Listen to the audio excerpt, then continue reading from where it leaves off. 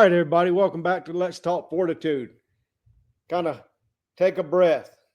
We've been in a really deep, impactful point in John and Evie's life, young married life, and definitely a needed break for everybody to be able to catch their breath and get ready to continue moving forward in God's story through John's life. So, John? Yeah, I forgot to tell everybody something. We'll come back because where we're at right now, and it's good for me really to clear my head for a minute to back out of where we were. What we're doing, everybody, just so y'all know, these aren't separate days. We're logging out and then logging back in, and it's sort of like what the Unashamed does. You may think transparency. Yeah, the Unashamed, they'll sit there and they'll shoot for 2 or 3 recordings at a time because Al and Lisa are gone a lot, or Jace is gone a lot. So they'll do record whatever they need that day. Sometimes, we've done it, and I've even changed shirts and hats so you'd think it was a different day or something, but I'm not doing that today. One thing that I forgot to mention that is another God thing. So I graduated with probably about a 9th grade education, Todd. Yep. We've talked about that. Yeah. Whenever I went to take the ASVAB test to get in the military, I was trying to get in the Air Force. Dwayne Epling and I were going to go in on the buddy program, and we were going to go into security forces. Okay. And be like police officers. That's where I was, what I wanted to do was actually go in the Air Force. Well, I only scored an 18 on the ASVAB. Well, the Navy called, said, hey, they said we could take one guy with a score of 18. And I said, I'm in, baby. So that's going to come into play later on in my story, is remember that I got in on an 18 because later on the Shasta, before we get to even where we're at now, whenever I first went to the Shasta and they were already on the Westpac, let me tell you real quick how the military operates. So they flew me. Remember me? I told you I left Charleston, West Virginia, went to LAX, sat there for 14 hours, got on an airplane, and it was like 24 hours later, I got off in Subic Bay. Because we went to Alaska, and then we stopped 2 or 3 times in Japan, Korea. We stopped in, I forget where all we did stop at. But anyway, we stopped in the Philippines. And then we finally, we may have even stopped in Guam. I can't remember. But then we finally got to Subic Bay, Clark Air Force Base. Then from there, it's another hour-and-a-half bus ride to Subic Bay from Clark Air Force Base in Manila to Subic Bay. So I sit there for 3 weeks waiting on the Shasta, right? And everybody goes up and that's Todd. That's a story you need to write down and remind me. My time in Subic Bay. That's a whole nother episode, a whole nother story of how God protected me in Subic Bay. And I'm not going to go there now. That's not where I want to go. Anyway, this is how our government operates. I sat there for 3 weeks, and I could see the pier where all the ships are, where I was staying in the barracks. Okay. My name come up on the list. They flew it, so I had to take an hour-and-a-half bus ride back to Clark Air Force Base in Manila. Slept on these crazy old rotten seats long enough until my plane flew. Left there, went to Guam. Got on the Shasta in Guam. And this is no lie, bro. 3 days later, I was right back in Subic Bay. From the ship, I could see where the barracks where I was staying. I'm like, really? Yep. You couldn't wait 3 more days, and nope. I could have walked across the street and went and got on the boat. Nope. So anyway, but my time in Subic Bay, that 3 weeks, you talking about, I still believe, to this day, I believe that God put angels in my life then. We'll talk about that another. I don't think I've ever told you that story. Deep breath, Todd. You're right. When JJ Solace, y'all have heard me and Todd talk a lot about JJ. Or you can look in the list history. Look for JJ Solace, Marine mentor, man of God is the icon on that episode. Check it out. 3 hours. 3 straight hours. It is absolutely awesome.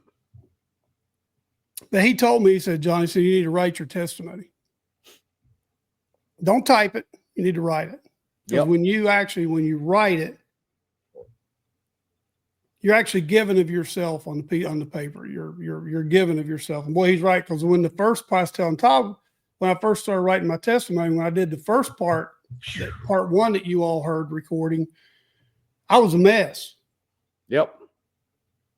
But I was okay through that part this time. And then last episode got me. And so I'm going to take a deep breath and see if I can get on through this next episode. So, hey, it's like that icon up there that Let's Talk Fortitude, that Philippians 4:13. I can do all things through Christ who strengthens me. That's right. And so now Evie and I have buried our daughter. Now it's time for me to so I need to go back to the detailer story. So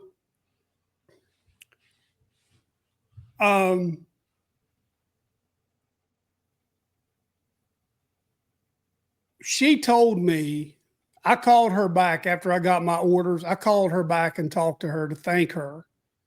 And she told me, she said, John, I've been doing this for a couple of years now. And she said, I can't tell you how many humanitarian transfers I've processed for people. But she said, nobody here has ever seen a humanitarian transfer be approved that fast. It's never happened that way. Never. You're the first. So it's been what? It's been now. Humanitarian transfers are only good for 6 months, just so everybody knows. So after Danielle passed, I still had about 2 months left on my transfer. So I went to the CO. Wonderful man. As far as I know, he's a Christian man. I can't remember his name. I had to go back and look on my evals to see what his name was. But anyway, there was another petty officer there, a PN who had been a PN2, PN1, the reservist who had been to Scotland and was stationed over there at one time. He said, the CO said, John, you need to talk to PN1 that he was over in Scotland. He said, that might be a good place for you and your wife to go for a while. That had to be, listen, this had to be God's sin, bro. So I go talk to him. I pick up the phone. I call my detailer. Guess who it is? The same lady. Same exact detailer. Absolutely. Petty Officer Garrett, how are things going with your daughter? I kid you not. Right. And I explained to her, I said, well, we lost her about a month ago and it's time for me to transfer. She said, well, what would you like to do? Where would you like to go?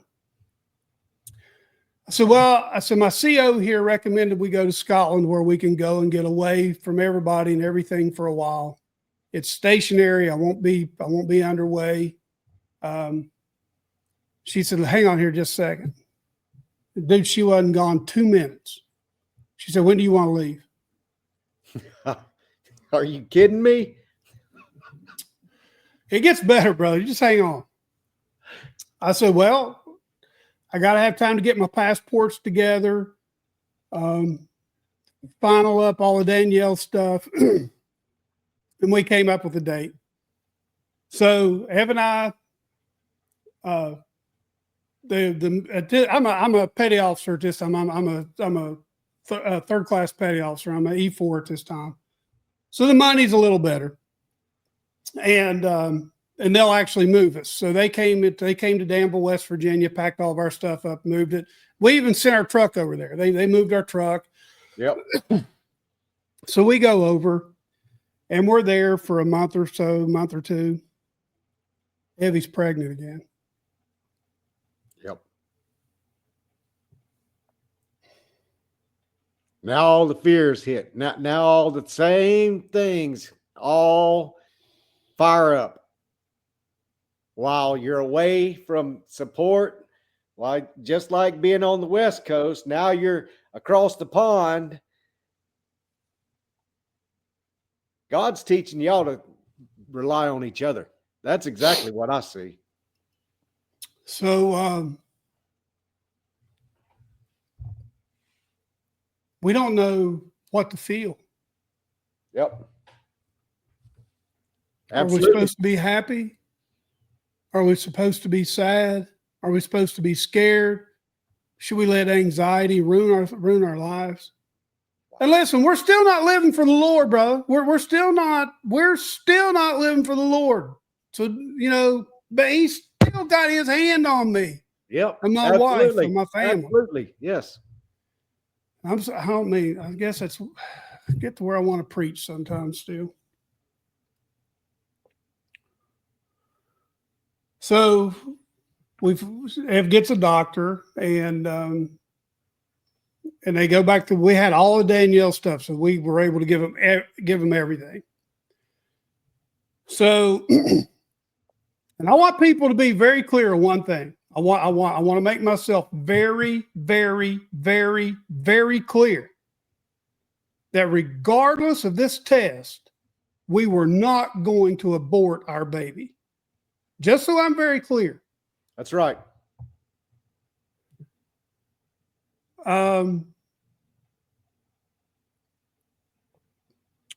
So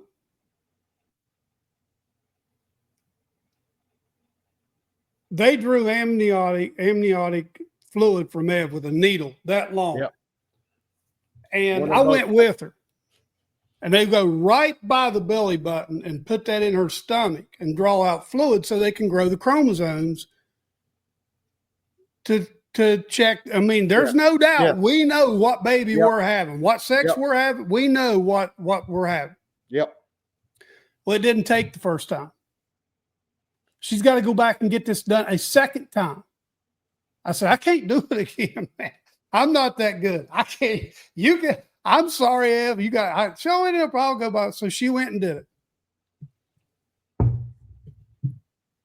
The rest is history, brother. Richie's one of the finest men that serves this country that there is. So it came back.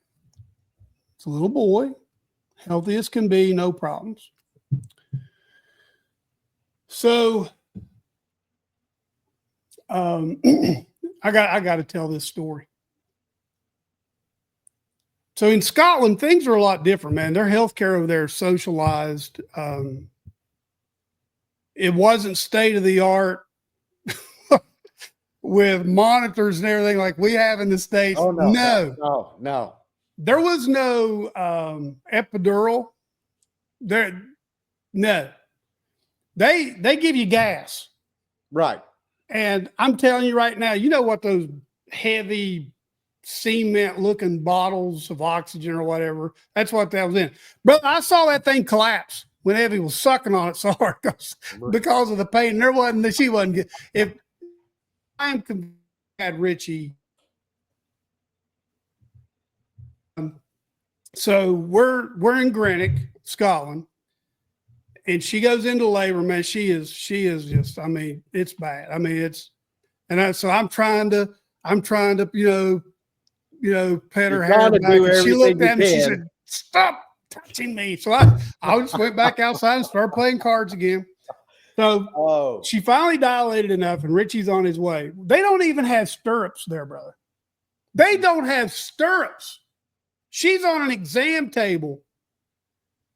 The nurse and I that's in there with her, we lock hands behind her back, and each one of us has one of her legs and the crook of her knee is in our elbow, holding her up while the doctor delivered Richie.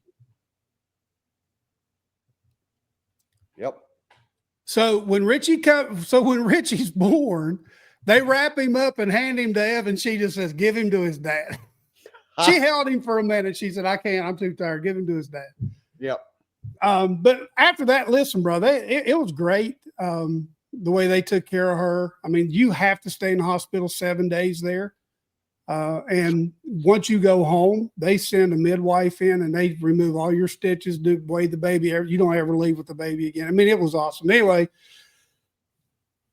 so we spent our time there and we're still not living for the Lord. And it comes time for me to transfer from Scotland. So there was a boat pulled up alongside one day of the Hunley, 36-foot long, gray looking thing, and the guy gets off. He's wearing camos, and my deck department CO, I can't remember what his name is, Lieutenant. I can't remember what his name is.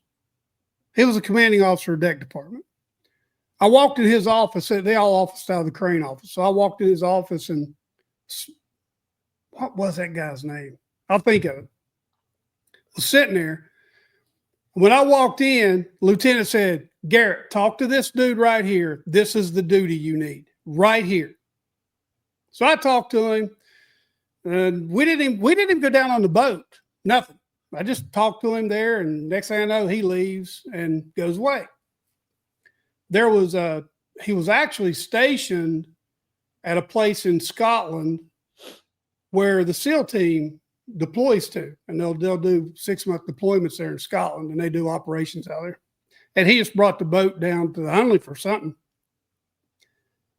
So it's time for me. I go and I pick up the phone and I call my detailer. Guess who it is? Same lady. Same lady. Petty Officer Garrett, how are you doing? How's Scotland been? She said, "Is it time for you to leave?" And I said, "Yeah." She said, "Where do you want to go?" Huh. I said, "Well, do you have anything at SBU 20 in Little Creek?" She said, "Hang on." Wasn't gone 2 minutes. "When do you want to leave?" So Evan and I leave Scotland, and Richie, we leave Scotland and we go to Little Creek. Lo and behold, I end up at SBU 20 and becoming a boat captain of a special warfare, 36-foot special warfare craft, where my job was, at that time, we pulled around their submersible 2-man sub, their SDV. We would pull that around. All that's out of Hawaii now. Randy Bougele, that's been on the podcast a couple of times. That's where I met him. I was deployed with SEAL Team 2 on board the USS Hermitage in 1988. And I met Randy and some wonderful Ted Moreland. He's passed on. He got killed in a jump accident. Got sucked out of the back of an airplane on the ground that wasn't depressurized and fell 10 feet on his head. Wonderful man, that dude. Anyway, so now it's time to circle back to this 8th grade education and this score of 18 on an ASVAB. Yep. So whenever I went to SBU 20, it was a 2-year. You could pull your shore duty there for 2 years, or you could go there and do a sea tour for 2 years, and where you can be deployed. If you're there on the shore duty, you're not supposed to be deployed, but some of those guys, they went anyway. They just wanted to go. And that's where I got deployed with the Hermitage. And at that time too, some people may remember, back before the Gulf War, the Iranians were putting mines in the Persian Gulf, and they had those speedboats and were making those attacks on all the merchant ships and oilers and stuff. Well, we had 2 barges out there. One was called the Hercules and something else. And we had SBU 20 was there, and we had our Sea Foxes, and we also had patrol boats there. And so some of the guys deployed there. I never had to go into the Persian Gulf. I went to the Mediterranean. Randy never went to the Hercules. Now his buddy Don Shipley did.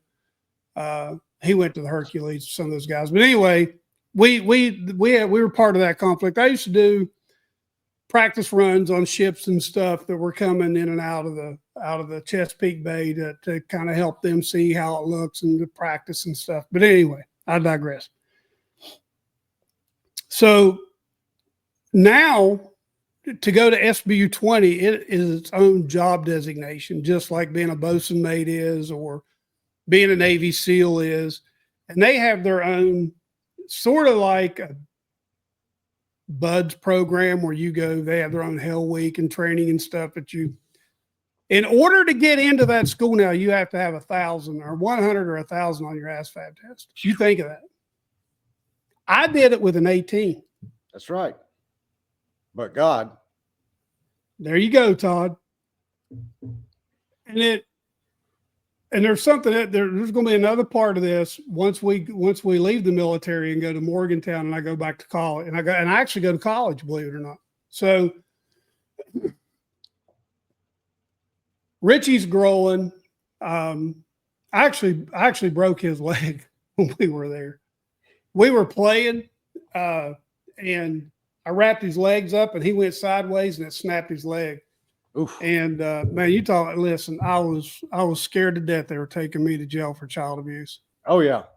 So anyway, long story short, we were staying in the short-term hotel there on base for some reason. I think Evie and Richie were getting ready to go back to West Virginia, where she was in college up there. Yep. While I was finishing up my last few months at there in Little Creek. He looked at me and he said, "Dad, don't you break my leg no more."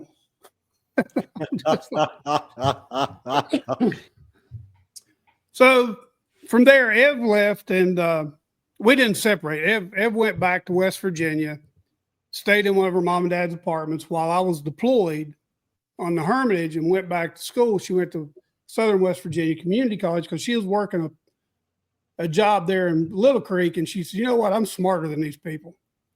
And the only thing they got on me is an education. And I ain't doing this no more." So she went back to school. Yep. So at the time that I was finishing up my time at SBU 20, it was time for me to do my shore duty. And she was getting ready to leave there in Madison, Southern West Virginia Community College, and transfer to West Virginia University in Morgantown, her and Richie. And Faith was going up there, and they were going to stay in a trailer together that Ginger and her husband was in, and they went into an apartment. That's neither here nor there. So it's time for me to call my detailer. Guess who it was? Oh, it's the same. It's the same. The same lady. Yes, throughout your career. Petty Officer Garrett, is it time for you to leave again already? I'm like, I think I asked her, I said, don't you do anything else? Is this your only job? She must have been a civilian. She had to be a civilian worker, contractor, and that was her only job. That's what she did. Because there's no way she could have stayed there that long if she wasn't. Because a lot of those GS workers, they're like GS whatevers, they're ranking, and they're civilians, and they stay in the same job. They don't move around. I said, yes. I said, it's time for shore duty. She said, well, where would you like to go? What are you thinking? I said, well, my wife is in Morgantown, West Virginia, finishing up her last 2 years of school. So that would give me a chance, if I could get as close as I can, because there's a lot of military bases up in DC and Virginia. Oh, yeah. Yeah. And, I said, how close can you get me to Morgantown, West Virginia? She said, hang on a minute. She came back a couple of minutes. She said, how about Naval Hospital, Bethesda, Maryland? I said, what? She said, yeah, there's a shore duty spot there at the personnel support detachment at the hospital. And that's just a couple hours from Morgantown. It's up by Walter Reed and NIH. It's a pretty good place. I said, sure. She said, when do you want to leave? All right. So I left there went to Morgantown, or went to, and what I did at Bethesda is I issued ID cards. And got a quick story there. So there was a girl stepped in front of the camera for me to take her picture. And because I issued active duty, retired, and dependent ID cards. I verified their eligibility and issued the ID card, took the pictures, typed the cards on, laminated them, 9 yards. And this girl stepped in front of the camera. I said, so when's your baby due? She said, I ain't pregnant. I've never asked any woman again after that about That's it. pregnancy. So, quick story about something that went on while I was there. So having Danielle on my mind still, and being there at the hospital, it's just my heart, man. God is. I look back on it now and I see the heart that God created in me, and so I was already donating blood, and they asked me to donate platelets, and I said, platelets? So they explained it to me, and they said, yes, what we do is we hook you up to a machine, both arms, we pull blood out of one arm, run it through a machine, we separate all the platelets, and then we return your blood back into your body. And I'm like, well, what do you do that for? And they said, we need them for the children's ward for the leukemia and cancer patients that are there. You ain't done yet? I said, what? And they explained to me, they said, well, it's a clotting agent in their body because of the chemo. They can't produce those. Yep. I'm basically like, how soon when do you want me to sit down in the chair? Right. I did that every 2 weeks, and it was 3 hours a day. So Christmas rolled around, my very first Christmas there, maybe my second. I think it was my first, because my second Christmas there wasn't as good. Anyway, not for reasons of anything happened, but it was between me and everything. Just things were going on within the personnel support attachment with turnover and personnel and stuff. So I went to my CO that was over, or my officer in charge over the unit, over the detachment. I said, would it be okay if I put a paper tree, Christmas tree on the wall, cut out paper ornaments and sold them for $1 and donated that money to the children's ward? And they said, absolutely. So I cut out all these ornaments and stuff, and I started selling them, man. And it was crazy. That thing blew up. They wrote their names on it and stuff and wrote little messages on it. It was great.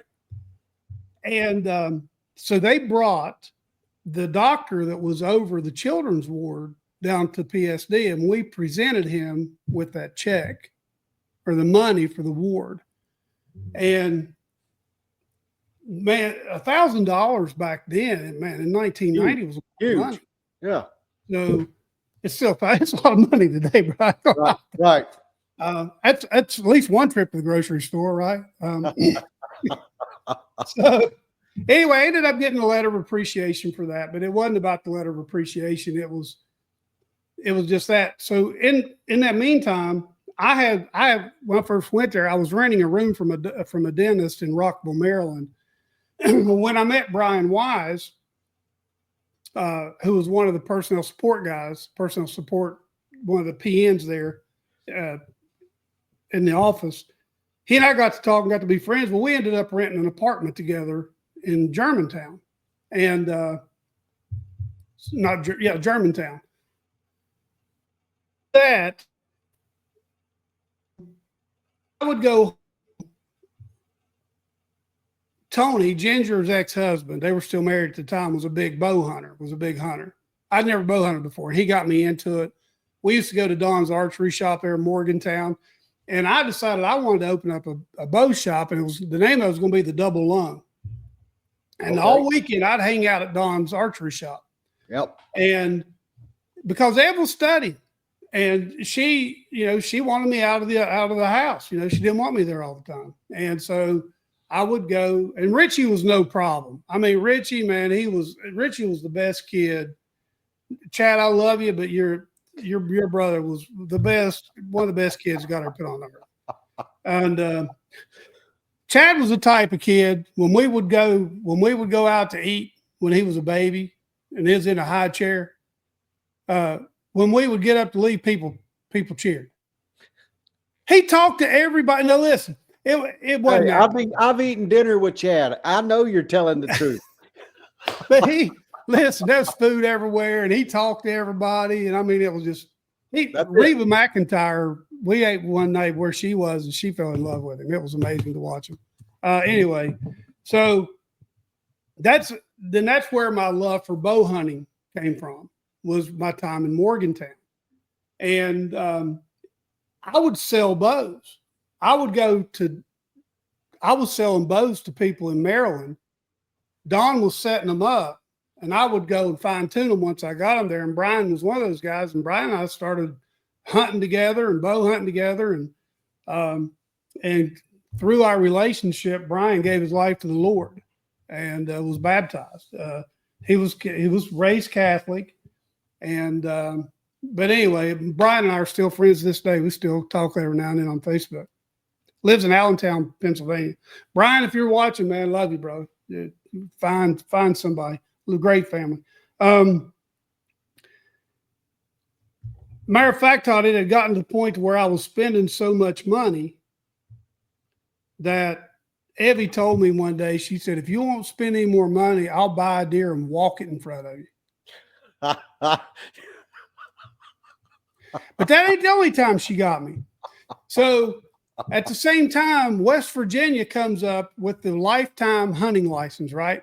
Okay. You can $300, you get your lifetime hunting license. Her dad's got them now. Her brother's got them. Everybody in the family's getting them, right? Tony's getting his. So Christmas, I know I'm getting mine, right? I open up a box. It's a gold chain. I didn't even wear the gold chain. Evie still wears the gold chain. I still don't have a lifetime hunting license. You ain't supposed to be in the woods. Oh, man. So during this time, this is where it's going to start getting good again. So while I was over in Scotland, I was praying. I'd pray every night before I laid down when I was on board ship. I prayed. Still wasn't living right, but I was praying. And so when I went to Bethesda, I got to back up a little bit, because when I first went to Bethesda, to the Naval Hospital, I wasn't living my life for the Lord. Matter of fact, about every other word was an F-bomb. Now, I wasn't a GD guy. Now, you didn't ever say that in front of me, or I'd rip your head off. I mean, no, that's something we didn't say. And but everything else, fair game, and a lot of it, as much of it as you can spew out. It's cool. So Tony had his friend by the name of David Allen, rest his soul. He passed away recently, or not too long ago, with dementia. Wonderful man. He's a Vietnam, served in the Vietnam War. And he had a farm that we used to go out to. Tony started taking to him. Tony told me, he said, John, when we get out there, man, you got to watch your mouth. This is a Christian man. Don't you be going out there and be dropping a bunch of F-bombs around this man. So me and Richie would go out there with him, and man, God just started drawing.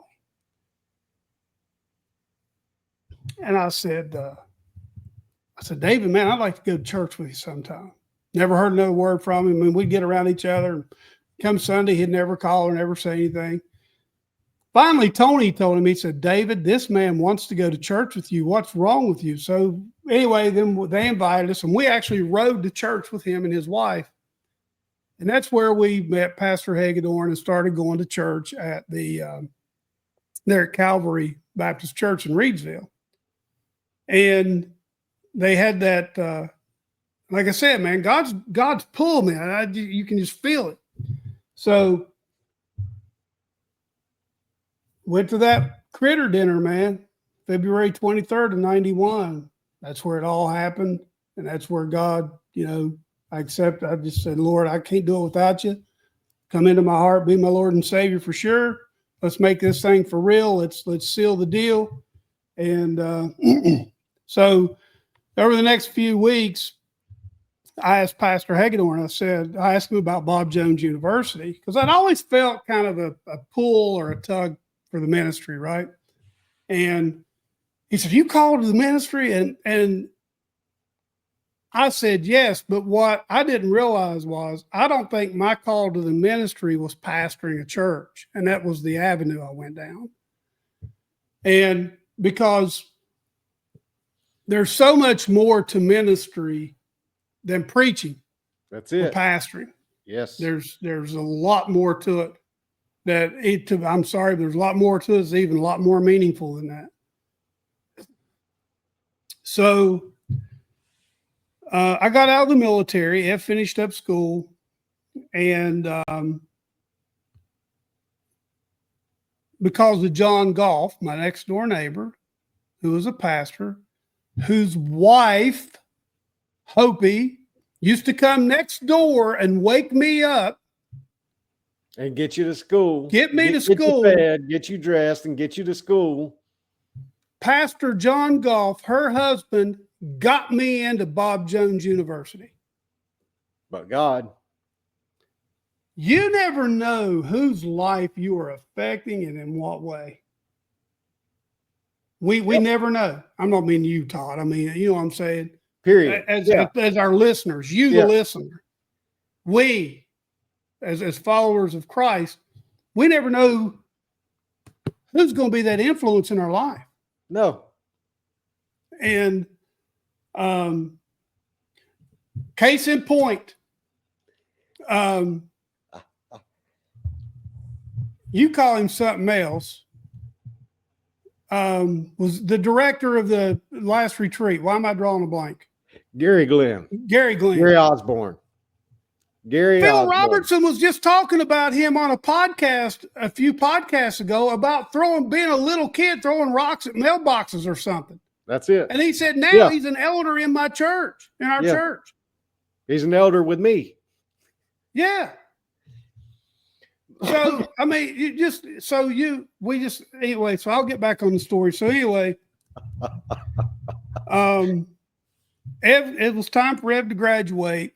And lo and behold, this is a but God moment. So I got accepted into Bob Jones University. Shouldn't have, but I did. John Goff knew the people there got me in.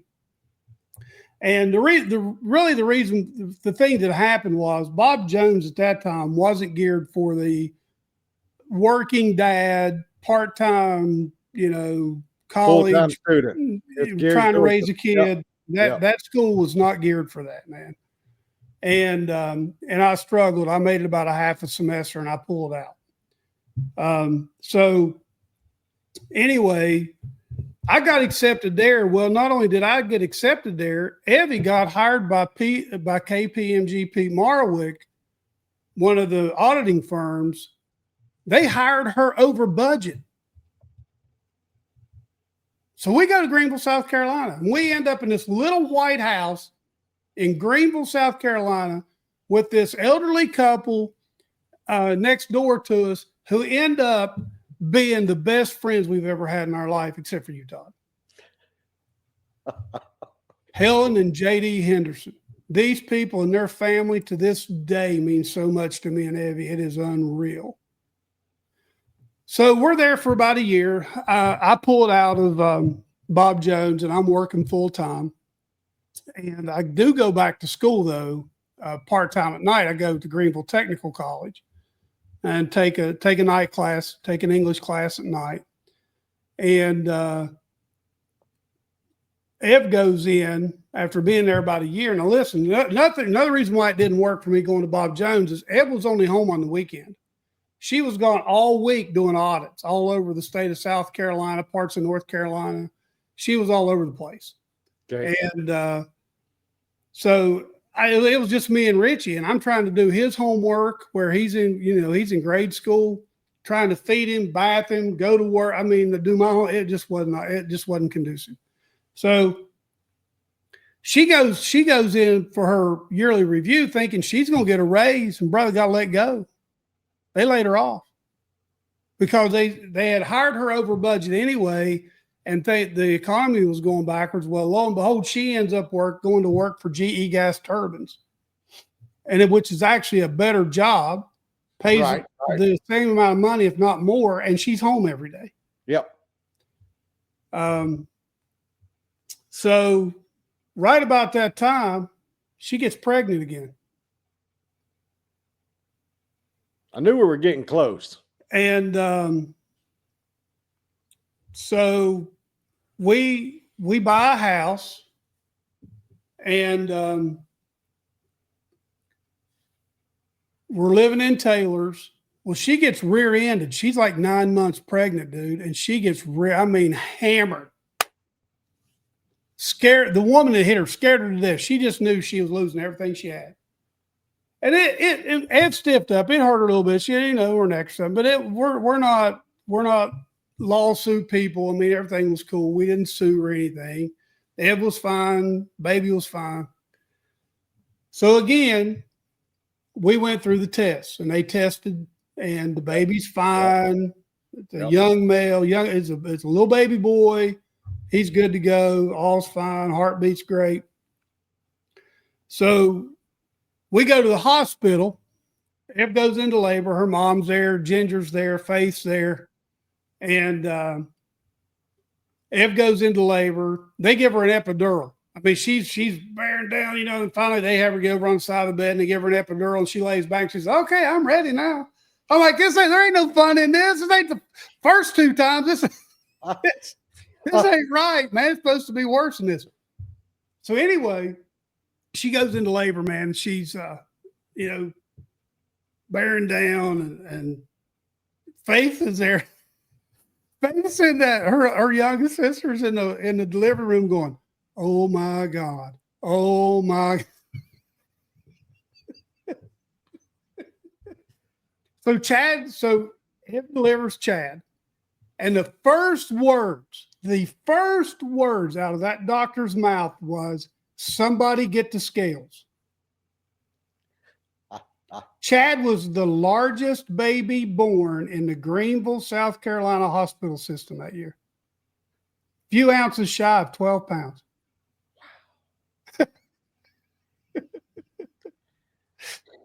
Oh, man. So healthy. So in the meantime, so while all that's going on,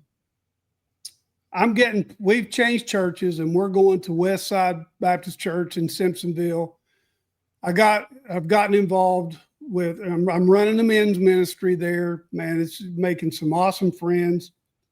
And I get involved with Promise Keepers that was started by Bill McCartney in the early 90s.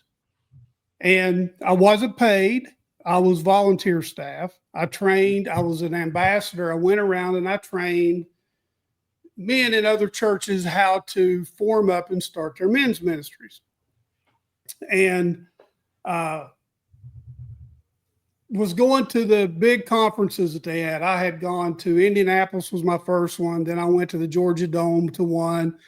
Then I actually worked at the one that they did at Charlotte Motor Speedway. But in the off season of those, they had what was called wake-up calls, and they would have smaller gatherings at churches or whatever. So God put it on my heart to have a wake-up call, right? And so I got a couple of guys at church together and was talking about it. I was going to do it there at our church. Well, next thing I know,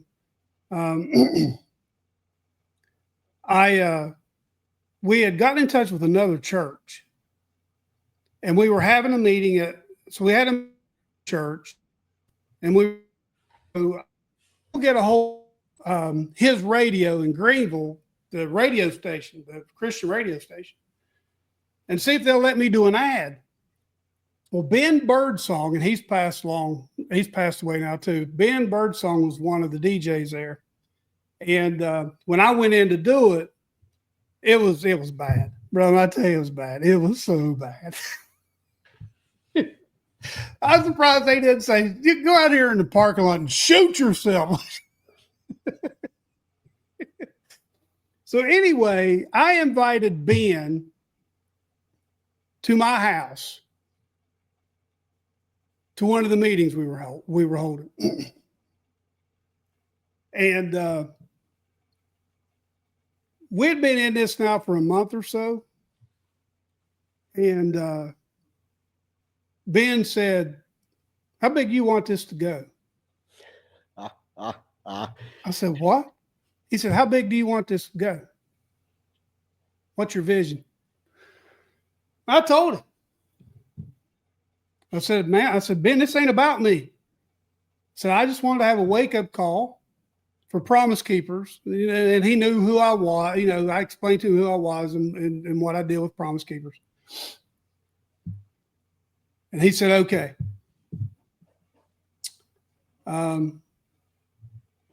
I'm going to put something on the radio and let's see what happens." When I tell you, dude, it was top notch. "Hey, Promise Keepers, we're having a wait." I mean, it was just, dude, they blew it up and it went nuts. So the reaction that we got to it, we had to take it to, it's still there, I believe. We actually had to move it from our church or anywhere in Greenville to Spartanburg to Evangel Cathedral that held 5,000 people. And so we were going through the speakers and the music, and we wanted to have one testimony, And Ben looked at me and he said, and we were trying to figure out who it would be. And Ben said, "Well, how about him?" And pointed at me, and I said, No.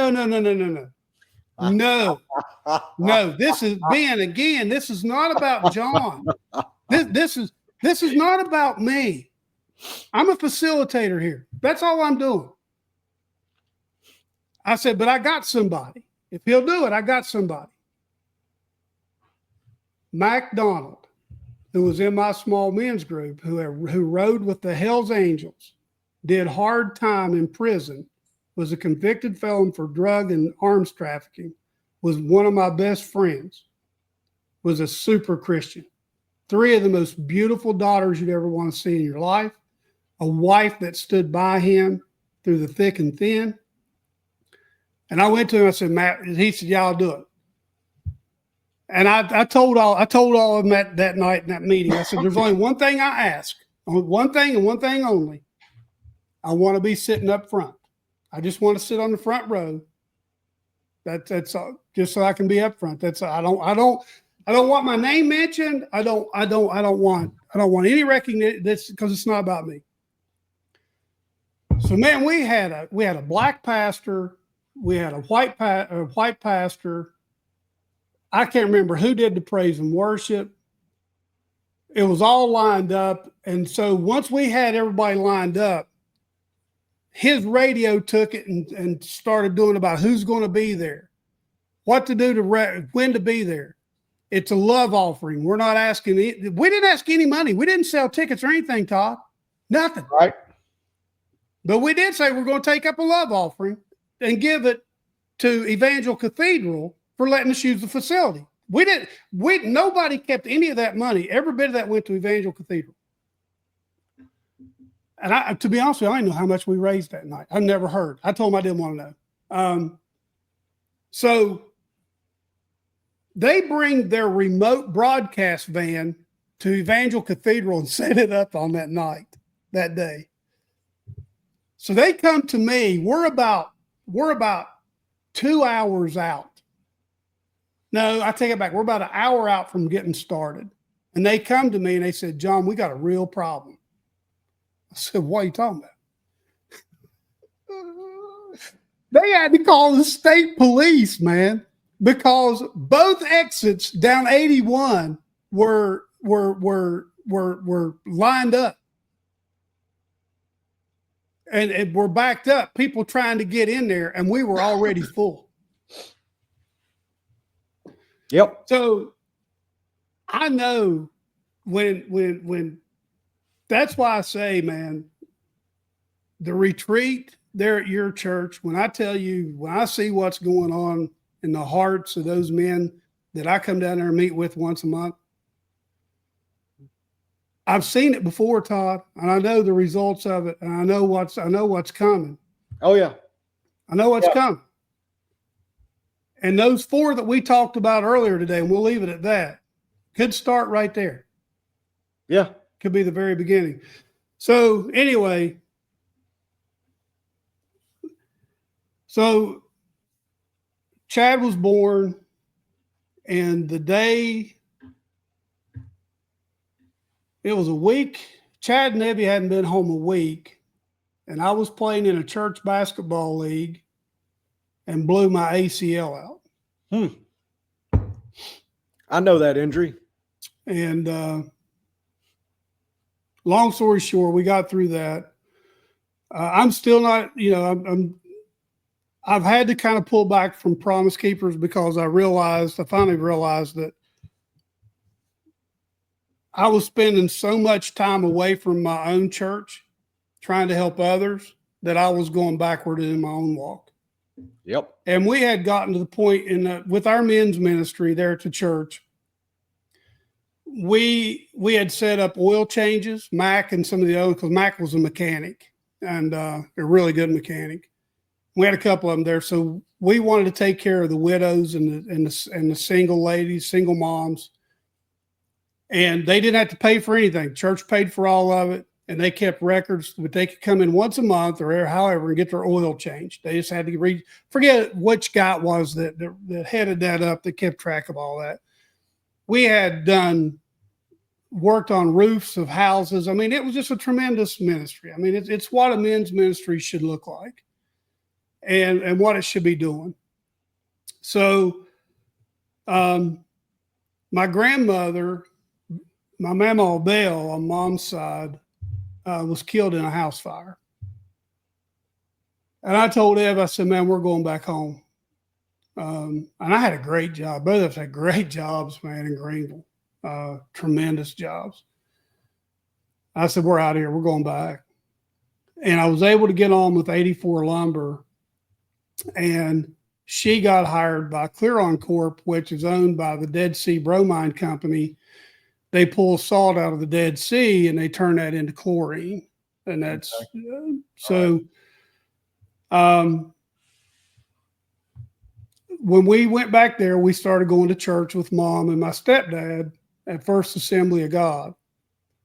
And long story short, that's where I really started my journey into the ministry of becoming a pastor. I was taking courses through the Appalachian District and Berean University. And we had, been very faithful. I mean, I did the shut-in hospital visitation, or just visiting people for, visitors, whatever. And I tell people that that's probably my favorite. The ministry that meant the most to me was that, in that when you go to visit somebody that's shut in, you don't go to get anything. Right. If you go to get something, you're sick. You need to go be evaluated. And a lot of times when I would leave from visiting those people, cancer victims, Ruth Johns that just couldn't hardly walk, I would feel guilty when I left because I felt more blessed leaving than I felt like I ever gave while I was there. Yep. And that's why I tell people, man, don't go to church every Sunday to see what you can get. Get up on Sunday morning to go see what you can give. Pour yourself out into other people. Pour yourself out into your pastor, into your worship leader. Yep. Pour yourself out into the people who are working the nursery so you can go sit down and praise and be in there quietly or whatever without a baby screaming in your ear or kids running all over the place. Go give, go pour out into others. And when you do that, you're emptying your gas can, your spiritual tank, so that God can fill you up with even better, with a higher octane than what you emptied yourself out as. Am I making sense? Completely. Because Todd's a mechanic. Zach's a mechanic. You ask any mechanic, you go I've got one sitting in my garage right now. I've got a lawnmower sitting in my garage that was full of gas. And because I've got somebody now mowing my grass, because this kudzu that they call grass down here in Florida, I can't get my Toro Time Master through it hardly. It's been sitting there because I hadn't started it. Guess what? Now it won't start. Nope. The gases went bad in it. Yep. And it's gummed up the carburetor. So it's no different in our spiritual walk, Todd. Oh, yeah. I'm preaching now. So anyway,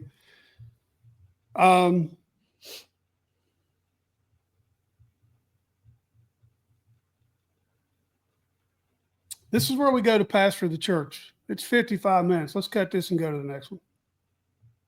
Because you don't want to miss what's coming next. Because what's coming next is where I almost lost my family. And I mean, when I tell you I almost lost my family, it was right there. I almost lost my spiritual family as well. That's it. That's it. So Todd, talk to him about 611. Hey, let's go check out our merchandise on 611armory.com. There it is. And so we have hats, we have shirts there. Great Christian man, great Christian causes, but most of all, the proceeds from our hats go to support One Kingdom. You can check out One Kingdom at onekingdom.org.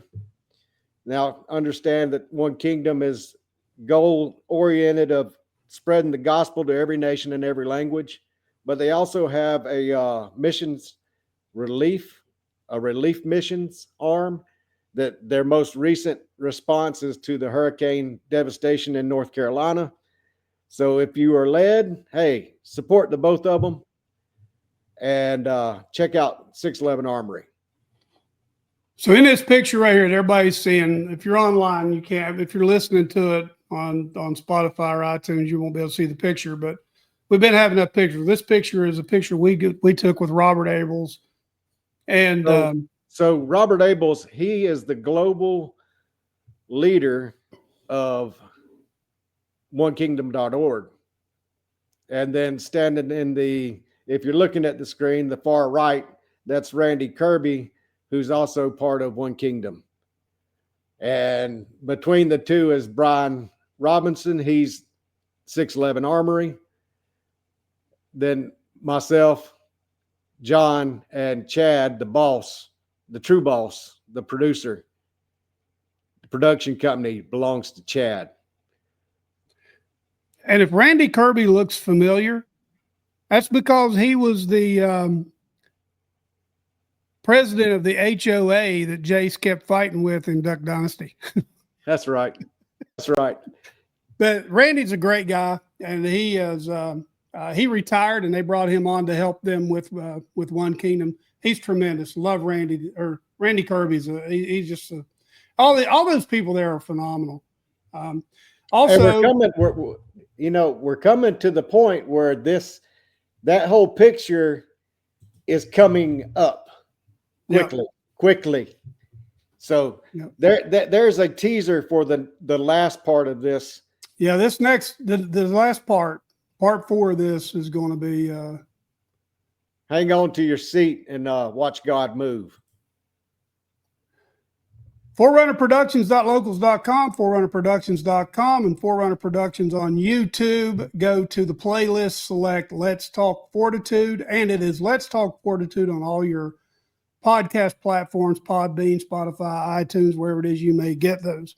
Please like and subscribe. Leave us a comment. Help us with our algorithms. Please share this video. Yes. If somebody's struggling with losing a child or whatever it may be, just want to hear a good old story and cry. It's here for you. Just a comment, for some way we can help you. But anyway, or something we can do to help you find a church or a Bible study or something, or just help you to maybe come to know Christ as your personal Savior. If you're struggling with baptism, whatever it may be, reach out to us, man. We'll have a shot. We'll have a conversation with you. That's right. Todd, I'm gonna get us out of here, and we'll see you all in part 4, either in the next day or 2 or next week. So we really appreciate you all being here and being part of this with us. So we thank you so much.